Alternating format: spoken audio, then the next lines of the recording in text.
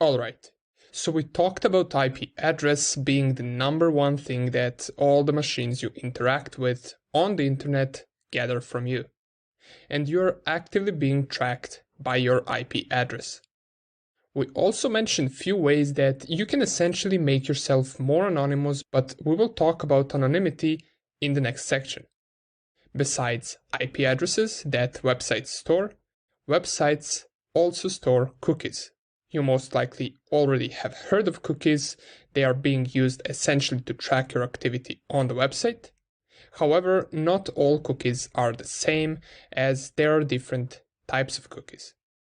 We have something called session cookies. Session cookies only exist in temporary memory and are deleted when you close the browser.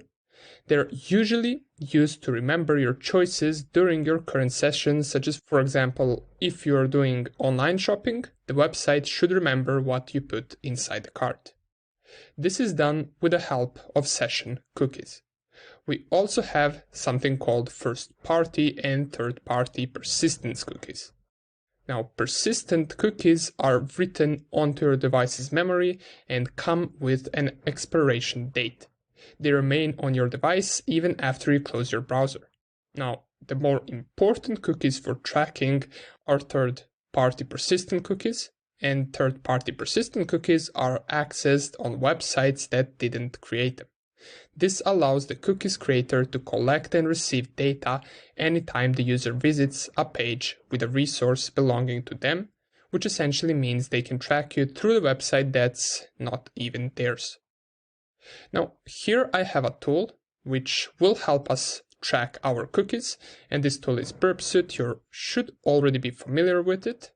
To start it, I'll just click on Next and start Burpsuit, and this tool is used to track, or it is used as a proxy for our browser. So we should be able to see all the packets and all the HTTP requests and responses that come and go through our browser. In this particular case, it's used as a proxy for Firefox. So what I need to do is I need to turn the intercept off so we can freely load the pages. And let's go, for example, and visit something like Facebook. We go right here. I go on the first link to Facebook. And if I go back under the target section, I should see all the requests that I have sent, including Facebook right here. Down here, we should be able to see the details of the HTTP request, and if I choose the HTTP response, we will see this variable or this part of the HTTP response that is called setCookie. And setCookie is in a response header, and it is used to send a cookie from the server to the user agent, or in our case us, so that the user agent can use it later on to communicate with the server.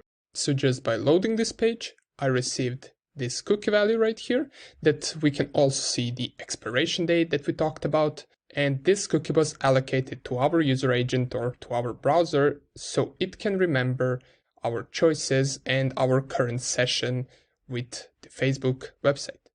Another thing that websites use for tracking is browser fingerprinting.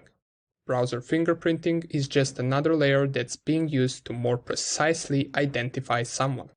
Besides of just tracking, browser fingerprinting can be used to send you personalized ads as well.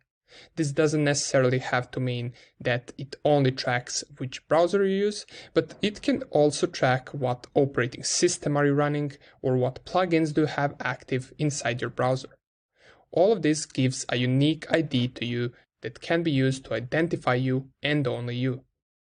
We can see a small portion of what they track inside the user agent field, since that is being sent every time we send an HTTP request. For example, let's go with the same request or the GET request to the Facebook, and if I go right here, choose the request, we should see the user agent that tells precisely what is my machine and which browser am I using.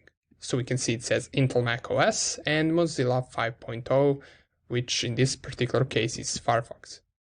So we do send bunch of information to the websites, and they do allocate us different cookies, and all of that together is used to identify us on the website. And besides this, if you're interested, you can also take a look at whether your browser is unique by going to a website called Am I Unique? So you can just type it in your Firefox. This is the website that will tell you whether your browser is unique or are you not so easily identified in the sea of other browsers and other users. So you can go to this website and check it out for yourself. Nonetheless, thank you for watching, and I will see you in the next lecture.